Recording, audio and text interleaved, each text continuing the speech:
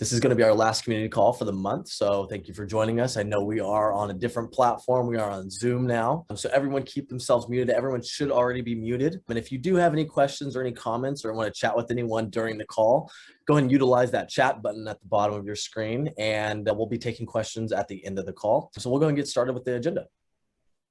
Today's agenda is looking like new creators Mahesh will be taking care of, as well as a new Clubhouse event we have on Saturday. As many of you know, we're spearheading Clubhouse with Rally Creator Coin. So we have a new update and a new event that's going to be happening on this Saturday. And then we'll send it over to Mike for KPIs. And then we have a special guest speaker. And Kurt will be doing a much better intro than I will be doing when that time comes. But David Wachsman will be joining us and talking to us out of Wachsman. So we're very excited to be talking to him. So we'll go and get started. We'll send it over to Mahesh. All right. So a couple new creators. So as folks may have noticed, we've been doing a big push into Clubhouse, audio creators, as well as business influencers, which is a group that does cross-pollinate. So Peter is one of those folks. He's a business thought leader around marketing and brand building and a bunch of different things. Actually, his claim to fame is, or one of his claims to fame is that he has ADHD, and he is successful because he does so many different things. And so he's got streaming, podcasts, he does speaking, he has courses, he's got a big mailing list, he's on Clubhouse. And so, really interesting portfolio of things for Peter. And so he's just really going to be focused on transactional use cases for things like one-on-one sessions, charging for various products and services that he already charges for across these different channels, charity, and a bunch of other things. In terms of Jason, Jason's again very similar category as Peter. He actually runs the History Club on Clubhouse, so he's really big into history. He's a historian. He already has his creator coin linked on his website. He's got it's not apparent at the surface because his social presences aren't as large, but he actually has a 50,000 person newsletter, and so he's interested in leveraging Clubhouse and his newsletter for transacting use cases within his very, very niche and engaged community around history. So if folks have probably already noticed, but we've been doing some big launches around Clubhouse. We had a big wave of folks launch last week, and we did a really big Clubhouse event highlighting all of them together, and everybody's talking about their use cases. I think we had at one point upwards of 3,000 people in a Clubhouse room. So it was one of the biggest Clubhouse rooms at that time. We'll be doing another one of those tomorrow. So we'll have an hour-long session at noon where we'll have another wave of really big Clubhouse influencers take the stage. I'll present a little bit and we'll be taking audience questions and so forth. So definitely check it out tomorrow at noon. Should be a fun time. Awesome. Thank you, Mahesh. We'll go and send it over to Mike for KPIs. So things of note this week. So mainnet, you can see that total liquidity across our Uniswap and Balancer pools remains at around 24 million. Last week, I think it was 24 point something. The interesting thing to note here is that actually this number should be lower because of the price drops in Ethereum this week. But so because of the fact that it's the same, it means actually quite a few people were putting significant money back into liquidity pools. I know last night there was $1 million deposit into Uniswap pool, and there's been others. So while the Ethereum price has gone down, our total liquidity is actually maintained because of new deposits. Obviously, one of the reasons for this is because of the retirement of the yield delegating vaults. So we'll talk about that as well as the community treasury. Community treasury is unchanged from last week. This past, I think, Wednesday was the last harvest on the yield delegating vaults. So there'll be no more funds coming into the community treasury via that method. Of course, as we mentioned last week, we still have about 27 million in the community treasury currently held by our fundraising agent. Other stats, $32,000 worth of rally bridged in. Moving over to the side chain, a regular kind of steady increase in the amount of rally back in creator coins on the side chain. Other stuff to note, a lot of these stats are down from last week. Last week, we had a pretty big launch of a number of creators who went live during a Clubhouse event last Thursday. This week, even though we had a number of coins go live these past couple of days, it was just the coin themselves going live. The users, as Mahesh just mentioned, will be announcing to their communities tomorrow. So hopefully we'll see some reaction from their fans tomorrow. So you can see the stats here. I'm not sure if there's anything else particularly of note on the side chain. Fairly kind of standard week. But the main reason for a lot of these red numbers is because last week had a bunch of launches. By the time we had this meeting this week, the launches will be happening tomorrow. I think that's it. Awesome. Thank you, Mike. I'll go ahead and send it over to Kurt for our guest speaker. Hey everybody. Hopefully I'll be better with Zoom slides next week. Appreciate your patience as we figured it out this week. Really excited for our speaker this week, David Wachsman from Wachsman PR. A couple months ago, when we went out on this journey to sort of find a PR agency that could support us, I had the pleasure of speaking with a number of journalists and asking them, hey, if you were me, who would you want to bring on board? And I'm happy to say that every single journalist had this firm at the top of their list. They've been a little bit behind the scenes. I've been talking a lot about the work that we've been doing, and in the spirit of transparency, I want to introduce you to David, have him tell you a little bit about himself, about the team, and then share a little bit of the work that they've been doing, as well as just trends that they're seeing in the space. I mean, they represent so many great projects and have their fingers on so much of the pulse of what's happening in the crypto space right now. So without further ado, I'll turn it over to David. David, John, and now let's find him and unmute. Yeah. Thank you for that more than kind introduction. It is great to be here and to be speaking with everyone here in the Rally community chat. First, I've got to say this is a really, really cool presentation, and all of you are very lucky to be participating with a group that is so transparent and so engaged with you. They really care. The Rally team does about what you have to say, and so do we with Wachsman. And what we do is, as Kurt mentioned, we do a lot of traditional PR. That means helping get both Rally and Rally creators in the news and engaged with media, that's bookers, producers, editors, reporters, and we do our best to help advise and make sense of things. But Kurt is the consummate partner, or sorry, the ultimate partner, I should say, for all of us. And it's really one large team working together. And we often work with PR agencies representing some of the creators too, to just try and maximize the benefit. It has been an amazing journey in a very short period of time. And I'm seemingly every day telling people about Rally, because from this inside view, I've gotten to see how incredibly exciting it is, what Rally is doing right now. It's something that no one's ever been able to do successfully before. So quickly on me, I founded this company Wachsman in 2015, but actually I've been working in the crypto space since the beginning of 2014, just after the Gox disaster, and started with a Bitcoin exchange. 1 year later, decided to go on my own and had a Bitcoin software wallet, hardware wallet, mining pool, ATM network, and started the company. And got very, very lucky to be in the right place at the right time. And I really love this industry. And today Wachsman's about 75 people between New York, Dublin, and Singapore. And we primarily work in the blockchain and digital asset arena, whether it's very consumer or it's very B2B, whether it's hardcore finance or something super novel and esoteric. We work with a lot of really cool things. And we've seen a lot, which is why when I stumbled upon Rally, when Kurt gave me a call, I was honestly, I was a little suspect. Could this really be pulled off? Because people have tried versions of this before and didn't work. But a few things have happened. First, the tech has gotten better, and the team at Rally is so A+ that they've been able to turn this into a success so far. And I think the best is really yet to come. As evidence of that, I want to kind of share you on something that I've learned in the years in representing so many companies, whether it's top 10 coins, which are often layer ones, or stable coins, like a lot of the biggest ones, or exchanges of every type. You see what works and what doesn't work when you talk to reporters, and they turn you down. So getting turned down is something that happens to every PR person all the time. And what we've seen here is that people are reporters, and their audiences are hyper interested in what Rally's doing. Let me give you some evidence of that. You've probably already seen this if you just Googled Rally, for instance, in the last couple months.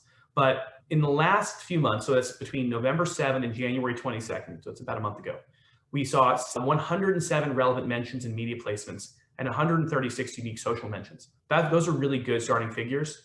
We've also seen that crypto trade press, so these are the people who have way more unique visitors than you might think. CoinDesk is currently reaching 30 million uniques per month.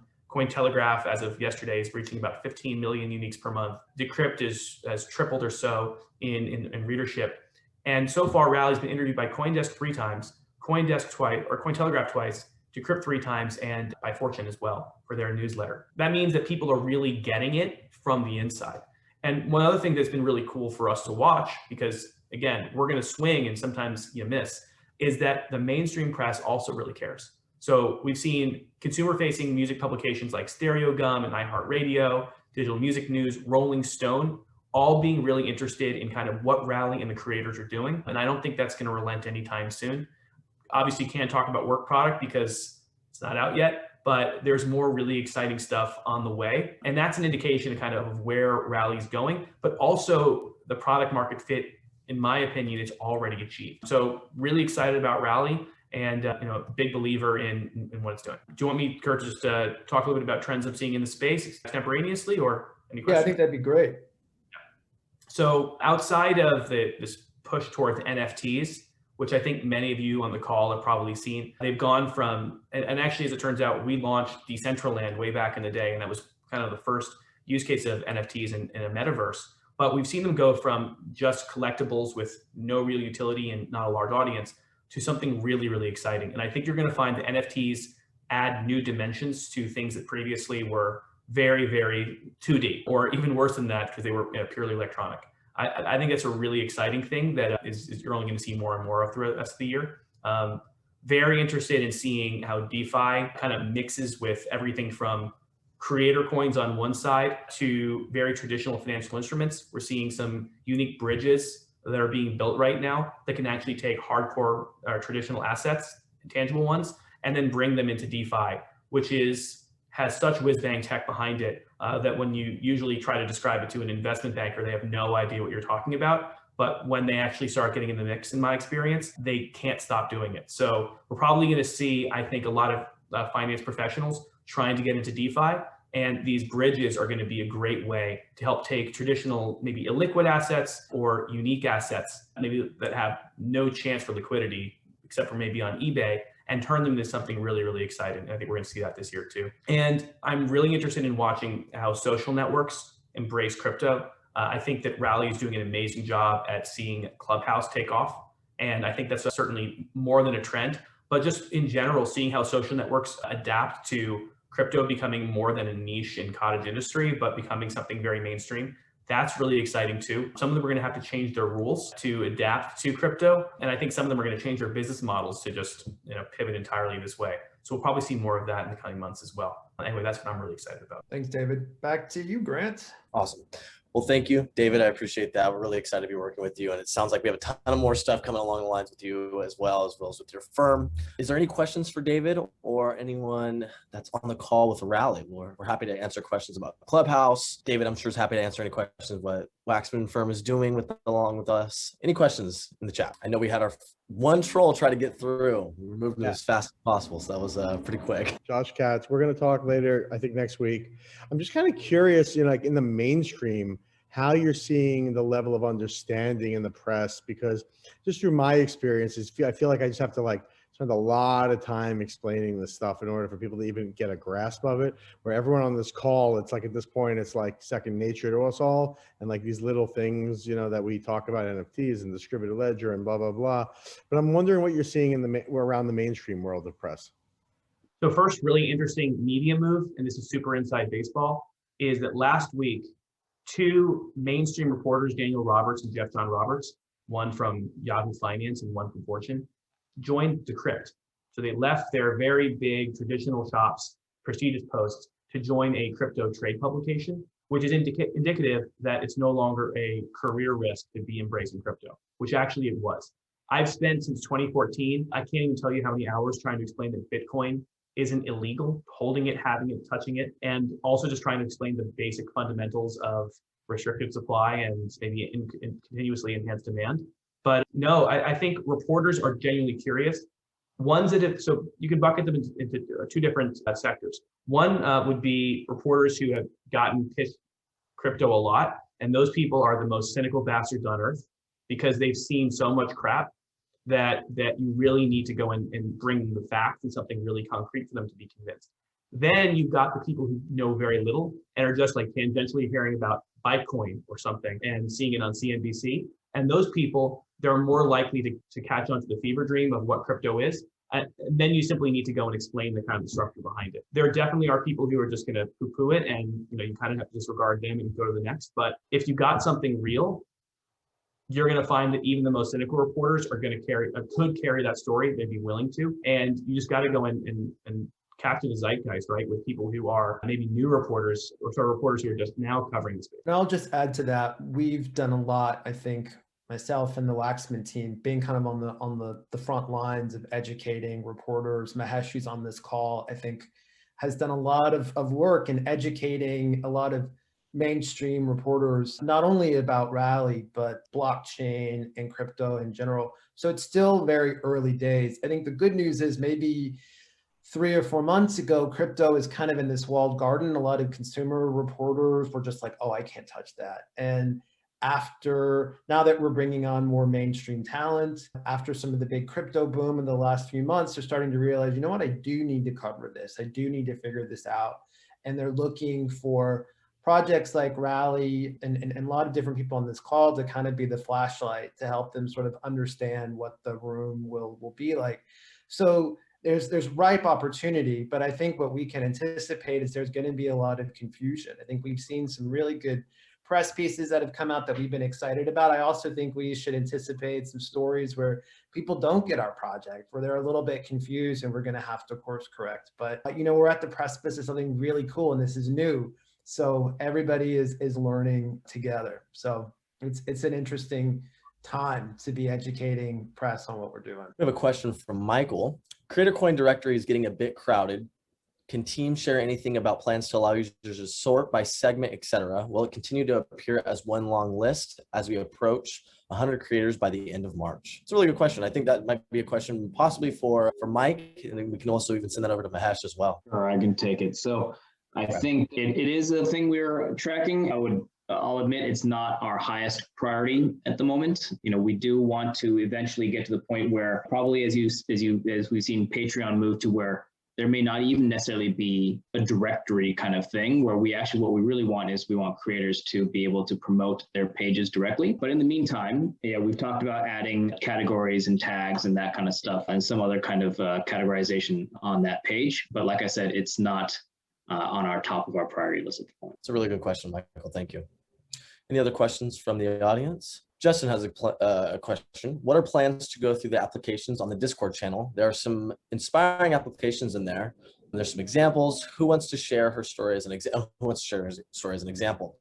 Yeah, Justin, I can kind of touch on this, and maybe Mahesh will want to talk about this as well, but really right now what we're facing is a bandwidth issue, right? And this is a good problem to have as we move forward. We also have our vip.rally.io document, and that's an application that you can go through on rally.io. As creators begin to apply and apply for a creator coin, we really like to give a white glove service and a real personal one-on-one onboarding just to ensure that the creator has all the education steps to launch their coin. And so right now we are experiencing an influx, but we do plan on spearheading some of those onboarding processes and moving forward a little bit more of like probably a little bit better of an efficient approach. So thank you for calling that out. And we definitely plan on targeting that as well.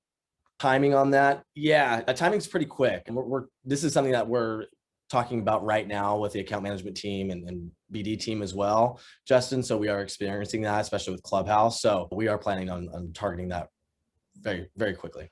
Yeah, one thing I'll add is that we're in such an early stage where we, working with the community too. I think we're all in Discord together trying to figure out what like the criteria is for a successful launch and an engaged creator. And so much of what our early creators do when they launch and the use cases they go out with will inform how the next set of creators talks about their coin, uses their coin. And we just want that to be like, as great as possible, right? In terms of like focusing on real usage, real utility, driving real transactional spend. And so when we're looking through the VIP sheet and the Discord sheet, we're of course bottlenecked and constrained, but we're also looking to see, hey, does this person check off all these boxes for the criteria? And if not, maybe we can keep them warm and revisit them at a little bit later date as we move towards ultimately a more self-serve model over time. But for now, it's still very much an invite-only platform at the moment. Justin, if you have any questions, you can reach me at my email at ghart@rally.io. I can explain further. I know Kevin has a question for us. How important is it to start our PR efforts outside the USA targeted towards the crypto community? What are the markets we should start investing PR resources in, assuming we're going to bring on global creators, global users, global developers, and global crypto participants? And David, I believe that is directed possibly towards you and as well as Kurt. Yeah, I'd say Kurt's also on board this. Do you want to get started, Kurt, or shall I? Why don't you start it? So it's a big world out there. And I think everyone on this call probably knows there's a lot of activity and has been in East Asia, for instance. I think it's a really exciting place. And given Rally's profile, it's one of the best places I can see Rally really taking off. And it's something that I really be, thinking a lot about, and I'll secretly admit, have been thinking about how best to do so. Probably going to see some exciting stuff come out of there. Europe is obviously very developed also in the digital asset space, but Asia is where it's at. And I'll just add to that, I think it will be, I think the good news is a lot of the press that we've been getting is global. I mean, we saw even a Cointelegraph piece this week that was translated in Brazil, or rather originated in Brazil, about what we were doing with Portugal demand later today. Lots of the pieces like Rolling Stone travel internationally as well. But I think what we're thinking about is how do we partner with Bremner and team that are really thinking about a strong go-to-market strategy here in the US. Once we get that solidified, how do we take that and customize it, copy and paste it, but customize it in global markets and key markets that we want to be in? I think part of that is having creators in that market. One of the things I used to do at YouTube is try to tell these more hyper-local stories. And to do that, quite frankly, you just have to have a creator in the space to be able to do that. So as we bring on more folks, I know we have a couple of folks already that are international, but I think that will really give us the tools and the ammo to be able to go out there and tell the story more aggressively. And I think Kevin wants to know as well is, are there any markets in Europe that are more active? Yeah, so Berlin, for instance, has lots of crypto activity going on there, and has a great creative scene. So I think that could be an interesting fit when the time comes. As Kurt mentions, you have to. It's not entirely a chicken and the egg scenario. You really do want to have a targeted story, a real hook, as they call it in the media business, that's local and is going to make sense. But I imagine that there could be creators in all these places. As you mentioned actually earlier, one of the challenges is there's only so many resources to go around, right? There's only so many problems you can solve at the same time. But that's something else that's really exciting. I also see a question there about East Asia versus Southeast Asia. Well, they're both very exciting. So in my experience, we've seen that Southeast Asia, there's a really, really active digital asset space or scene in Singapore, for instance. Wachsman happens to have an office there. And we've actually seen enhanced activity recently in Indonesia, which is rapidly growing. Vietnam as well. A lot of activity. And there's been actually more crypto adoption than you think in places like Thailand as well, in part because the regulation over there has been pretty good, or at least allowed for some companies to innovate. And so I think those are also natural next steps. Thank you, David. Any other questions from the audience? There's some really good questions, especially as we explore outside markets. Okay. Shorter agenda, shorter meeting. So I guess we'll go ahead and wrap it all up there. Thank you, David, again. We appreciate you coming on this call and chatting with us more. And this will conclude our meeting for this week. We'll see you guys in the first week of March, and the Zoom links will be dispersed to everyone through Kurt. So thank you guys for joining this first Zoom Rally community call. And that is it. Thank you guys. Have a good weekend.